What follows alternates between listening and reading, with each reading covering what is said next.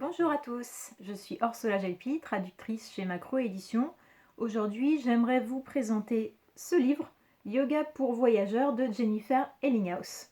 Alors c'est un très joli petit livre avec plein d'illustrations, vraiment très plaisant, très agréable.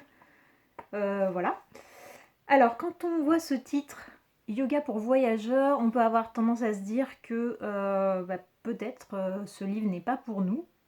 Soit qu'on soit pas spécialement voyageur, ou soit qu'on se dise le yoga j'en fais de temps en temps à mon cours ou une fois par semaine chez moi, mais j'en fais pas tous les jours. Est-ce que j'ai vraiment besoin d'avoir ce livre qui donne des conseils pour les gens qui font du yoga de manière intensive?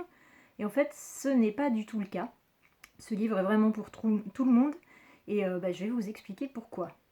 Déjà, tout d'abord, il redonne vraiment les bases de la théorie et des termes, des noms de postures, etc. du yoga. Donc, c'est très bien pour les gens qui sont déjà des pratiquants avancés, mais c'est aussi adressé à ceux qui débutent ou qui même ne connaissent pas du tout. On apprend plein de choses. Donc, sur le plan vraiment technique et sur le plan aussi philosophique. Qu'est-ce que c'est que la philosophie du yoga ? D'où elle vient, comment on peut l'appliquer dans notre vie simplement au quotidien. Et en plus d'être théorique, ce livre il est aussi très pratique et très concret. Il est plein d'astuces pour pratiquer le yoga en fait dans toutes les circonstances. Donc le titre c'est vrai, on pense au voyage, mais ça peut être très utile chez soi aussi parce que ça donne vraiment des petits conseils, un petit système D pour pouvoir pratiquer partout.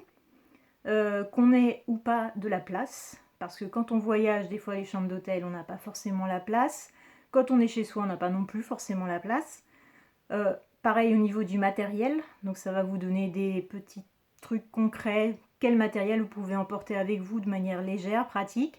Comment vous pouvez vous servir aussi des lieux, de ce que vous avez à disposition, que ce soit votre chambre d'hôtel, un couloir, un chemin de forêt ou quelque chose que vous avez dans votre appartement. Donc rempli de petits conseils pratiques, avec aussi plein de séquences proposées pour vraiment toutes les situations.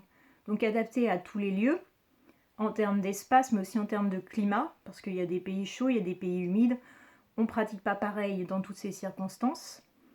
Des séquences pour différents types de problèmes qu'on peut avoir, des problèmes psychologiques, des problèmes physiques, et des problèmes aussi pour des points précis. On a par exemple une séquence spécialement destinée aux gens qui viennent de faire un long vol ou des gens qui ont un petit peu trop fait la fête, parce que c'est aussi ça, le voyage. Et donc ce livre est vraiment super parce qu'il est très plaisant à lire et il n'est pas du tout culpabilisant. Il ne vous dit pas mais si vous faites du yoga, vous devez absolument le faire tous les jours, même si vous voyagez, vous devez vous adapter, etc. Au contraire, il vous donne des astuces pour le faire si vous le voulez. Et l'auteur comprend très bien que quelquefois on est plus fatigué, on n'a pas envie.